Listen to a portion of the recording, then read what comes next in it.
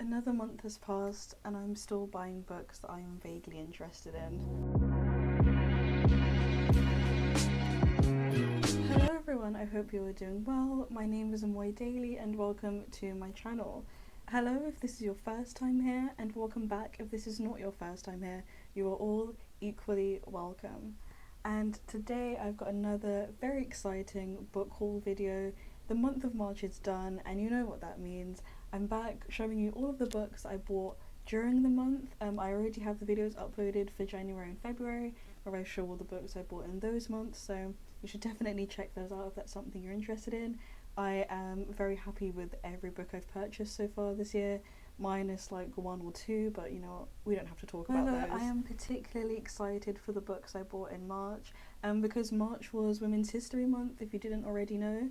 So I tried to kind of go with a theme of like, basically I only bought books that were written by women, and a lot of the books I bought in March as well were written by women of colour, and I am very excited to read all of them. I haven't read any of them yet, but I'm very excited to read them. And if you are looking to diversify your reading list a bit, then this video is definitely the one for you. And there are 11 books here in total, which is actually the least amount of books I've bought this year. I think in January I bought 14, and then in February I bought 15, but this month I only bought 11 because I was like, I kind of need to chill out a bit. But nevertheless, I am still very happy with all of the books I bought this month. And enough of that, let's just get straight into it. But before I begin, as always, if you have any books you would like to recommend, or any books that you would like to read from the ones I mentioned in this video, feel free to comment it down below. I do really enjoy reading and responding to all of your comments. They really make my day, so thank you to anyone who has ever commented. So the first book is The Seven Husbands of Evelyn Hugo, written by Taylor Jenkins Reid. So this book I've been seeing absolutely everywhere. Every book person I follow on TikTok has been recommending this book, so I was like, you know what, I've got to read it and check it out for myself. So I think the kind of main plot line is that there's like, you know, the main character, Evelyn Hugo, and she's like a Hollywood like actress, and basically she chooses a reporter who's like relatively unknown to like write a story about her life and like, you know, her 7 husbands and her career and everything. And I think they end up having a romance, but I'm not entirely too sure. I haven't read this book yet, but I thought, you know, the plot was like really interesting. I don't think I've read anything like this before, so I was like, you know, particularly interested, and I was like, you know, I might as well read it. Loads of people are saying they love it, so I hope I'm gonna love it too, and when I eventually read it, I might let you know how I find it. This next book I'm very excited to read. I had it pre-ordered and it finally arrived, and that is Last Night at the Telegraph Club. So again, I haven't read this one yet, but from what I understand of the story, it follows these 2 women, Lily and Kathleen, and basically they kind of end up like falling in love because they meet at a bar, and I think it's meant to be like a kind of like first love story, and it's set in San Francisco in the 1950s, and I think they also like work in STEM as well, and I was like, I have not read a book with characters like this before, so I thought it would be really interesting to give it a read. Also, like, look at how pretty this cover is. Like, it just looks so nice. I think this cover design for this book is so incredible. So that also really drew me in when I was like, should I read it, should I not? And I'm very excited to read it. Right, the third book is something you guys may have already heard of because it is a movie, although I haven't seen the movie, but this is The Sun Is Also a Star. I came across this book again, I think it was also on TikTok, and I'd heard of the book and I'd heard of the movie. However, I hadn't read the book or seen the movie, mainly because I heard that the movie was really bad, so I was like, okay, I'm not going to waste my time watching it, but I've heard that whilst the movie is bad, that the book is actually really good. So basically the kind of storyline of this is that these like 2 people like meet on the street in like New York, and they end up falling in love. However, the main character, the girl, what is her name? Oh my god, Natasha, the main character, her family is like about to be deported soon, so I think it's kind of following what happens there, and because she's also like falling in love with this guy even though her family is about to be deported. But you know what, sounds interesting enough, and I've heard like good reviews of it, so again, it's like I might as well read it for myself, see what I think of it. But it's a very interesting plot. I don't think I've read one like this either. A lot of the things I like about pretty much all the books I buy is that they tend to be like quite unique in their own way. So I do really enjoy reading books like that. And I'm reading a lot more fiction now lately as well because, you know, escapism, don't want to read anything connected to our actual reality. Alright, this next book is I Know Why the Caged Bird Sings by Maya Angelou. If you don't know who Maya Angelou is, that's no worries, but I don't know how you've never heard of her. But she is like a famous American poet, and this is basically like the first volume of her autobiography. She's got like 7 volumes in total, I believe. But basically, yeah, autobiography, it like follows her life. Apparently it's like quite sad, but also like quite inspiring. So I thought that'd be a really good book to read, especially for Women's History Month. So I'm very excited to read this one as well. If you have read it, feel free to let me know in the comments. If you've read any of the books I mentioned today, feel free to let me know in the comments, and also what you thought of them. I love reading people's reviews and also their recommendations as well. Alright, this next book I am looking forward to reading because I've heard it's like really powerful and inspiring, and that is Know My Name by Chanel Miller. So the backstory to this is that you may have heard in 2016 there was like, you know, the really big Stanford sexual assault case, and Chanel Miller was the victim in that situation. But you may have heard of the perpetrator a bit more, Brock Turner, because there was a lot of outrage because he got off with like a really light sentencing, as in like they didn't really punish him at all. He got like a couple of months and that was it. So basically in this book, Chanel talks about her experiences like of the court case, and she also talks about like the patriarchy and the justice system as well, which I think is, you know, very like not intriguing, but it's very insightful, and I've heard it's really powerful as well, especially to read during Women's History Month and like all of the current events. But yeah, I am looking forward to reading this one.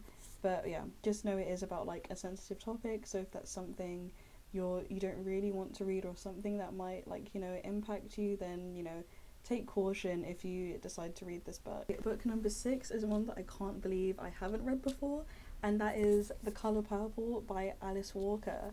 And this is like a classic in literature, and I can't believe I haven't read it before. So I'm very excited to read it. I'm actually not even really too sure what the storyline is, but I've heard it's really good, and I'm trying to read more classics as well, because I tend to read a lot more like modern books, but like I kind of also want to get a good mixture. And I think next month and the months ahead I also want to try and read like more like mythology and stuff, and just explore genres that I don't really read, because I could very much end up enjoying it. But yeah, so I thought, you know, I'd get a classic in there, just, you know, add a bit of spice to it. This next book is one that I bought when I think I was going through a little bit of a crisis, because my birthday is coming up, but that is The Defining Decade, you know, How to Live Life in Your 20s, well, why your 20s matter and how to make the most of them, by Meg J. So I'd also seen this book quite a lot like online, and I'm having my 20th birthday in April, and that kind of scares me a little bit. So I was like, you know, well, let me read a book, you know, meant to like help with this time.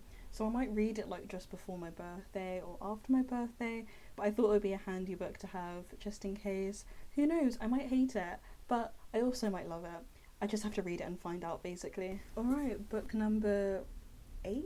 7? I can't. Book number 8 is I Will Not Be Erased, by Galdem. So Galdem, if you don't know, is a publication, a magazine publication online, and basically they focus on like amplifying the voices of like women and non-binary people of color. They do like really good stuff, but I found out in March actually that they had this book. I don't know how long it's been out for, but I only found out about it really recently, and it's basically a collection of essays written by women and non-binary people of color talking about their experiences, and I thought that'd be really good to read, especially if you're looking to diversify your reading list a bit more. It's good to read stories written by people who you may not know in your regular life, and also just want to get a bit more of an insight, whilst also recognizing that, you know, they're all individuals and none of their experiences are the same.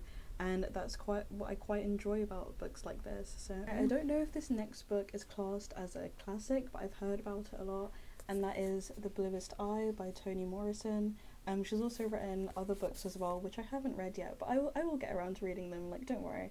But this book in particular focuses on like the lives of like a poor black family in 1940s America, and the title The Bluest Eye is meant to represent like the eyes of like privileged people in our society and like how their lives like contrast. And also this book also talks about how like the past does also define the present. So I thought would be like a really interesting read. Definitely a topic that interests me a lot, and I've not read any of Toni Morrison's work before, so I thought this would be a good place to start. It's not like a particularly thick book, so that's always good to start with. There's only 2 more books left in this haul. Book number 10 is Set Boundaries, Find Peace by Nedra Glover Tawwab. She's actually a therapist that I follow on Instagram, and I really love everything that she posts. But this book is basically all about like how to set boundaries and like why you should set boundaries. And I'd seen like little excerpts like of her book, like when she posted them on like Instagram and stuff, and it looked really good. And the reviews of the book that I've read so far have all said that it like it's really helped them. So if you are someone who like struggles with like setting boundaries or don't know how to go about setting boundaries, I would recommend this book. And she's like a really like she's like an expert therapist, so I trust what she has to say. But yeah, I'm excited to read this book too. Last but not least, the next book is White Tears, Brown Scars by Ruby Hamad. Now, I'm pretty sure I've mentioned in other videos before, I do love intersectional feminist writing, and this is exactly that. So in this book, she kind of explores like the kind of dangers of like white feminism and like what it does to like women of color, and she also explores like stereotypes of women of color and like how white feminism and like white supremacy like perpetrates that and creates these stereotypes and basically contributes to the oppression of women of color. I do think intersectionality is so important, and because it just adds like the necessary nuance and you get a better view of the systems of oppression that do exist in our world. So I thought this would be a really good read. Also, look at this cover, like it just looks incredible and I really loved it. And it's also hardback, and I love hardback books. They're like my favourite thing ever. If a book is available in hardback, I almost always will buy it in hardback.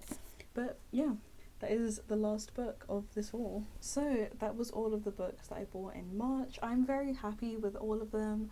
As I said before, feel free to comment if you've read any of these or what books you would like to recommend others to read as well. As I said earlier, I do love reading and responding to your comments, and also I love looking for more recommendations because I'm always looking for recommendations. I did actually stick to the theme this month of like buying books written by women and women of colour in particular, and I think I actually did quite well. Like I bought 11 books this month, which is still quite a lot, but I'm very happy with all of these purchases, and I'm even more excited to read them. This video will be in both my All Things Books playlist and my hauls playlist. So my hauls playlist is like for all of the hauls videos I film, because I'm filming a lot of those recently, and my books playlist is more for my videos about books, so that can be like book reviews, my book hauls, and also I film a video at the end of every month where I talk about all the books I read in that month. So my January and February ones will be up already, and the March one will be coming up very soon. So if you're interested in that, I would highly recommend checking that out. But other than that, thank you so much for watching. I really do appreciate all of the support. Feel free to like and subscribe and comment. We actually hit 100 subscribers not too long ago, which is so exciting. So thank you to everyone who's been watching and subscribing. I really appreciate it. It makes me very happy. And yeah, thank you for watching, and I hope you have a lovely day.